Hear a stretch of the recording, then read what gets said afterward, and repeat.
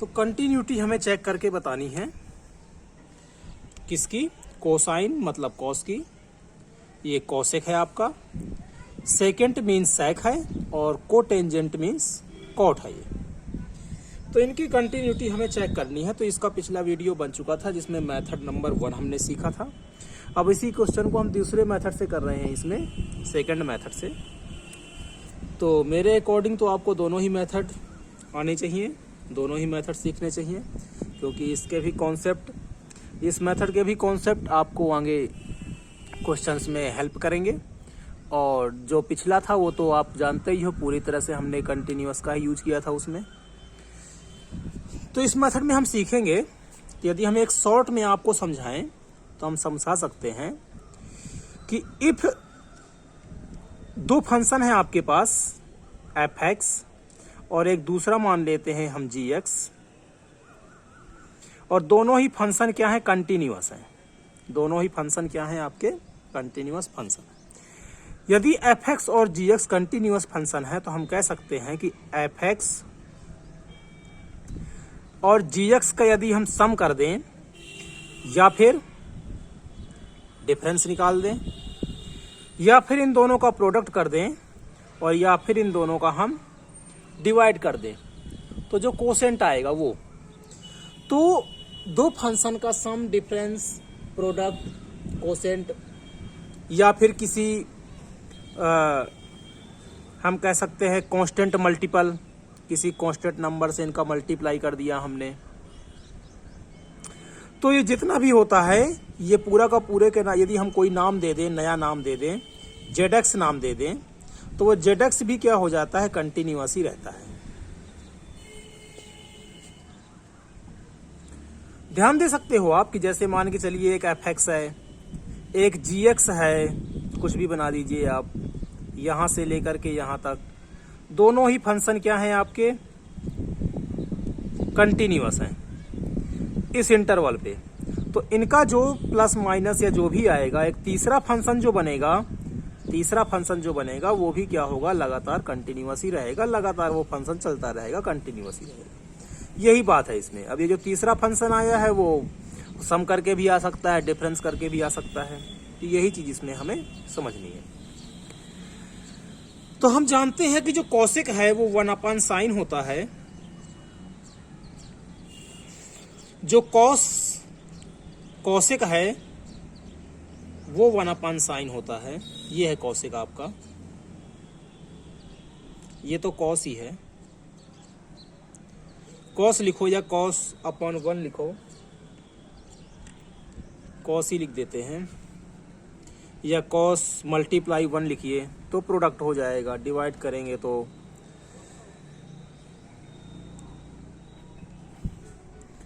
Quotient हो जाएगा। सेक है तो सेक को लिख सकते हैं हम 1/cos, कॉट है तो कॉट को लिख सकते हैं हम cos/sin। अब जो cos होता है वो कंटिन्यूअस फंक्शन होता है और जो साइन होता है, ये सब डिटेल से हमने इसी के पार्ट 1 में आपको समझा रखा है। आप दोबारा उसको वीडियो को देख सकते हैं। तो ये साइन हो गया, ये कॉस हो गया। देख रहे हैं हम कि ये लगातार क्या होते हैं, फंक्शन चलते रहते हैं, लगातार इसका ग्राफ कंटिन्यूअस तरह से चल रहा है, अर्थात ये दोनों ही फंक्शन क्या है, कंटिन्यूअस। अब इसमें 1 आ रहा है तो 1 भी कंटिन्यूअस ही होता है। 1 की कुछ ऐसी बनती है, यदि ये x है, ये y है, यहाँ पर 1 होगा, 2 होगा, 3 होगा, तो ये 1 ऐसे ही कुछ बनेगा यदि इसका ग्राफ बनाना चाहे तो। 1 भी क्या है, कंटिन्यूअस है, cos भी क्या है, कंटिन्यूअस है, sin भी क्या है, कंटिन्यूअस है। तो आप यहाँ से देख सकते हो इसका यूज करके कि f(x) कंटिन्यूअस है तो सीधी सी बात है, कंटिन्यूअस ही है। f(x) भी कंटिन्यूअस है, g(x) भी कंटिन्यूअस है, तो दोनों का डिवाइड होकर के भी क्या होगा, कंटिन्यूअस। 1 भी कंटिन्यूअस, cos भी कंटिन्यूअस, तो दोनों का डिवाइड होकर के भी क्या होगा, कंटिन्यूअस। cos भी कंटिन्यूअस, sin भी कंटिन्यूअस, तो cos/sin भी क्या हो जाएगा, कंटिन्यूअस फंक्शन हो जाएगा। तो इस तरह से तो हम बिल्कुल जो है शॉर्ट में, यदि ऑप्शनली कोई क्वेश्चन है तो ऑप्शन दिए हुए हैं तो हम सीधे उसमें टिक कर सकते हैं इसको समझ करके। अब बोर्ड की एग्जाम में कैसे करना है तो उसको भी देख लेते हैं। तो उसको देखने के लिए f(x) में किसको ले लेते हैं, हम मान के चलिए कॉस को ले लेते हैं, gx में किसको ले लेते हैं, साइन को ले लेते हैं, तो आपका ये वाला जो है प्रूफ हो जाएगा कि हाँ ये हमेशा जो है वो कंटिन्यूअस रहेगा। 1 तो आपका कंटिन्यूअस होता ही है, उसमें क्या करना है प्रूफ करके। तो कॉस की बात करते हैं, तो मान लेते हैं कि let F X equal to हमारा कॉस एक्स है और इसको हमें जो है कंटिन्यूअस बताना है। एक कॉस का बता देते हैं, एक साइन का बता देते हैं। 1 कंटिन्यूअस होता ही है और यदि ये तीनों का पता है तो सारे के सारे क्या हो जाएंगे, आराम से आ जाएंगे उनका आंसर। ठीक, तो कॉस एक्स, तो हमें पता है कि यदि एफ एक्स इतना है और ये कंटिन्यूअस हमें प्रूव करना है तो हमें ये प्रूव करना होता है। हमें प्रूव करना होता है कि कोई आर्बिट्री नंबर हमने ले लिया, कोई real number arbitrary F A और लिमिट, यदि हम ये प्रूव कर दें कि ये दोनों ही क्या हैं, इक्वल हैं, प्लस माइनस भी कर सकते हो आप इस तरह से, पर इसमें दो वैल्यू तो है नहीं, एक ही वैल्यू है सबकी, तो हम तो कोई फंक्शन कंटिन्यूअस तब कहलाएगा जब ये तीनों ही पार्ट क्या हो, इक्वल। पर इस क्वेश्चन में हम सिर्फ 2 ही पार्ट लेंगे, प्लस माइनस नहीं करेंगे हम, क्योंकि एक ही वैल्यू है, अकेला कॉस ही है। तो यदि ये इक्वल आ गया आपका, अगर ये आ गया तो हम कह सकते हैं कि ये फंक्शन जो है क्या है, कंटिन्यूअस। और इसी का यूज करके हमने पिछले पार्ट में सभी को कंटिन्यूअस प्रूव किया था। इसमें हम सिर्फ कॉस एक्स और साइन एक्स को करेंगे, तो करते हैं इसको।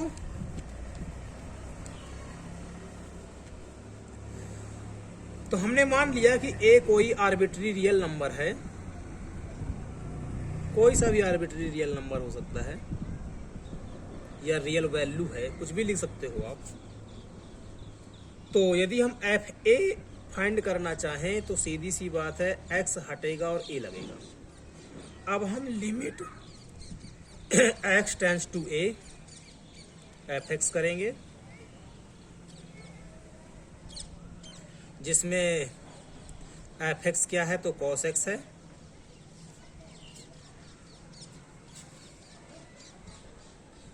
उसके बाद आपको पता है कि हम x equal to A plus H करते हैं, अर्थात a से या तो थोड़ा सा बड़ा अर्थात a प्लस और a से थोड़ा सा छोटा अर्थात a माइनस, दोनों पे ही हमें चेक करना होता है। तो उसके लिए हमने a प्लस एच ले लिया। h की वैल्यू प्लस माइनस दोनों में हो सकती है, प्लस होगी तो a प्लस हो जाएगा और ये h माइनस होगा तो ये a माइनस हो जाएगा, अर्थात a से थोड़ा सा छोटा। यदि ऐसा होता है तो x टेंड्स कर रहा है आपका a पे, तो जो h टेंड्स करेगा वो करेगा 0 पे। देख सकते हैं आप, यहाँ पर a रखेंगे तो a से a कैंसिल होगा और h कितना आ जाएगा, 0, अर्थात h टेंड्स करेगा 0 की तरफ। तो हम ये सब कुछ नहीं लिखेंगे, तो हमने मान लिया कुछ ऐसा है, जूम कर लिया हमने, इसलिए एफ एक्स लिमिट अभी दिखाया था आपको h टेंड्स टू 0, तो जहां पर x है वहां पर हम लिखेंगे a प्लस एच। अब कॉस a प्लस बी की वैल्यू आपको पता ही है, क्या लिख सकते हैं हम इसमें, कॉस a प्लस बी, तो cos a cos b minus sine a sine b। 11th class में आपने ये फार्मूले पढ़े होंगे। तो h यदि 0 टर्न्स कर रहा है तो ये cos 0 होगा, cos 0 की वैल्यू 1 होती है, साइन 0 की वैल्यू 0 होती है, 0 से इसका मल्टीप्लाई होगा 0 होगा, 1 से इसका होगा तो ओनली cos a बचेगा। तो ये भी cos a है, ये भी cos a है, तो हम कह सकते हैं कि जो cos x है वो कंटिन्यूअस फंक्शन है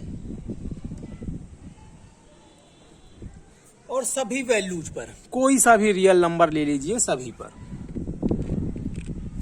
इसी तरह से हम सेम टू सेम साइन को भी प्रूव करेंगे। तो लेट gx, यदि हम माने इसको, तो gx इक्वल टू हो गया साइन x,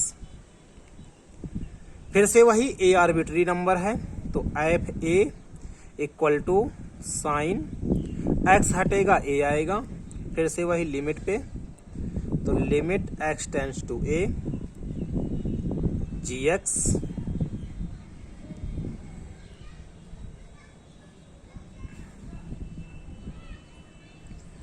फिर साइन x, और फिर हमने ये एज्यूम किया तो h टेंड्स टू a और साइन हो जाएगा आपका a प्लस h। फार्मूला इसका आपको पता ही होगा, साइन a प्लस b का होता है साइन a कॉस b, इसमें प्लस आता है साइन a कॉस b और कॉस a साइन b।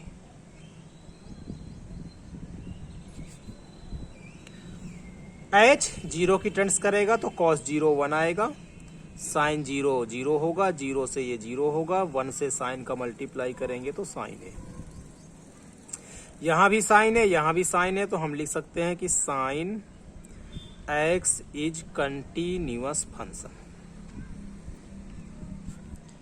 अब सिंपल हो गया, अब तो कुछ है ही नहीं इसमें। साइन x भी कंटिन्यूअस है, कॉस x भी कंटिन्यूअस है, तो हम सीधा सा इनको लिख सकते हैं। तो हम इसी को इरेज कर देते हैं और सीधे अपने क्वेश्चन में पहुंचते हैं। तो हमने साइन x और कॉस x को क्या कर लिया, कंटिन्यूअस प्रूव कर लिया। अब आते हैं हम फर्स्ट पार्ट पे, क्या है इसमें कॉस है, तो कुछ भी नाम दे देते हैं इसका, zx equal to cos x। तो ये तो हमने प्रूफ ही कर दिया, अर्थात पहला पार्ट तो हमारा यही प्रूफ हो गया। अब हम आते हैं सेकंड पार्ट पे। तो zx हमने किसको मान लिया, कॉसेक को,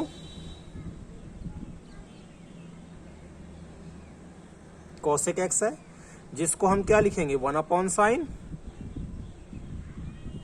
फिर लिखेंगे हम 1 and sine x both are continuous function. 1 भी कंटिन्यूअस होता है, आपको बताया था अभी, यहां पर 1 है तो ये कुछ ऐसे बनेगा। जितने भी रियल नंबर हैं सबके लिए फंक्शन क्या है, कंटिन्यूअस है, लगातार चल रहा है, कहीं भी ये फंक्शन ब्रेक नहीं हो रहा है, अर्थात ये कंटिन्यूअस है। तो 1 भी कंटिन्यूअस है, साइन x भी कंटिन्यूअस, और अभी आपको बताया था हमने कि यदि दोनों फंक्शन कंटिन्यूअस हो तो उनका डिवाइड भी क्या होता है, कंटिन्यूअस। तो हम लिख सकते हैं कि सो 1 upon sine x is continuous. अब इसमें एक समस्या है, क्या समस्या है कि साइन x में हमें पता है कि 1 अपॉन साइन x है, अर्थात डिनोमिनेटर में कभी 0 नहीं आना चाहिए, ये हमें पता है। देखिए ये cos x तो हमेशा कंटिन्यूअस था, तो ये तो सभी रियल वैल्यूज के लिए था। यदि हम यहाँ पर a की वैल्यू जो हमने आर्बिट्री ली है वो कोई सा भी रियल नंबर हो सकता था, सभी के लिए क्या है, ये कंटिन्यूअस। लेकिन ये कंटिन्यूअस नहीं है, क्यों नहीं है और कहां पर नहीं है, तो ये जहां जहां साइन x 0 होता है वहां वहां पर ये फंक्शन जो है वो डिफाइन ही नहीं होगा, और जब डिफाइन ही नहीं होगा तो उसका कंटिन्यूअस हम बताएंगे ही नहीं, बात ही नहीं करेंगे उसकी, क्योंकि फंक्शन ही डिफाइन नहीं है। जब फंक्शन ही नहीं है तो कंटिन्यूअस हम चेक किसका करें। तो जहां जहां पर साइन x क्या है 0, वहां पर ये फंक्शन डिफाइन नहीं है, तो हम लिखेंगे कि 1 upon sine x is continuous function. और कहां पर नहीं है, तो या फिर ऐसा लिखे हम कि कहां पर है, तो हम लिखेंगे कि ये सभी रियल वैल्यूज के लिए है, बट माइनस लगा देंगे और माइनस में हम उस वैल्यूज को लिखेंगे जहां पर ये 0 हो रहा है। तो हमें पता है कि साइन x कहां कहां 0 होता है, तो यहां पर बना लेते हैं हम। तो साइन का फंक्शन कुछ ऐसे बनता है 0 पाई 2 पाई 3 पाई, अर्थात 1 पाई 2 पाई 3 पाई, तो हम यहां पर लिख सकते हैं n पाई, अर्थात n पाई पर ये फंक्शन हमेशा 0 होता रहेगा, तो फंक्शन डिफाइन नहीं होगा। तो ये जो है वो हमेशा कंटिन्यूअस है, बट यहाँ पर कंटिन्यूअस नहीं है, इसलिए हमने इसको लिख दिया माइनस में, जिसमें n क्या है आपका, तो इंटीजर बोल सकते हो, क्योंकि माइनस वाली वैल्यू भी हम ले सकते हैं, ठीक है। तो n इंटीजर है और इस इंटीजर्स पे n पाई पे ये फंक्शन डिफाइन नहीं होगा। बाकी जितने भी वैल्यूज होंगे वहां पर फंक्शन क्या होगा, कंटिन्यूअस होगा। ठीक, तो cosec x हो गया। थर्ड पार्ट पे आते हैं sec x। इसको भी मान लिया हमने zx, आप दूसरा भी कुछ मान सकते हो, px, fx, qx, कुछ भी मान सकते हो। तो हमने ले लिया यहाँ पर sec x, जिसको हम लिखेंगे 1/cos x। 1 कंटिन्यूअस फंक्शन है, cos कंटिन्यूअस फंक्शन है, तो हम लिखेंगे 1 और cos x are continuous function. और यदि दोनों ही कंटिन्यूअस फंक्शन है तो 1/cos x भी क्या होगा, कंटिन्यूअस फंक्शन होगा। क्योंकि दोनों फंक्शन कंटिन्यूअस है तो डिवाइड करके भी क्या होगा, कंटिन्यूअस फंक्शन ही होगा। तो यहां पर आप लिख सकते हो कि कंटिन्यूअस फंक्शन है। कहां पर नहीं होगा, तो जहां पर ये फंक्शन डिफाइन नहीं होगा। तो फंक्शन डिफाइन कहां नहीं है, जहां जहां पर cos क्या है, 0। तो cos 0 कहां पर होता है, तो cos का भी आपको ग्राफ बताया था, पिछले वीडियोज में भी बताया था और कई बार भी बता चुके हैं। ये होता है आपका π/2, फिर ये होता है 3π/2, ये होता है 5π/2। तो इसको लिख सकते हैं हम 2n+1 π/2, 2n+1 π/2। यहां पर ये फंक्शन डिफाइन नहीं होगा। तो x क्या है, सारा रियल नंबर है, बट क्या नहीं है, तो ये नहीं है। और ये फंक्शन जो है हमेशा क्या होगा, कंटिन्यूअस। कहां पर नहीं होगा, तो यहां पर नहीं होगा। 2n+1, n क्या है, तो इंटीजर है आपका, माइनस में भी हो सकता है। ठीक है, ये कहां से आया, तो इसको हमने पिछले वीडियोज में बताया था, उसमें जाकर के आप देख सकते हो। sec हो गया। cot पे आते हैं, cot को भी यहीं पर कर लेते हैं।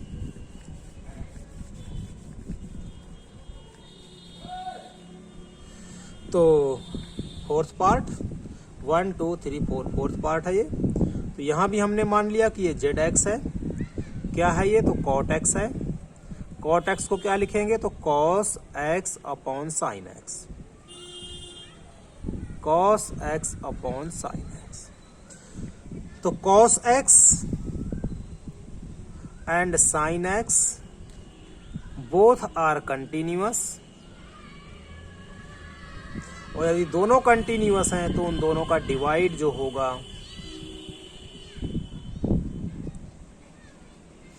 वो भी क्या होगा, कंटिन्यूअस होगा।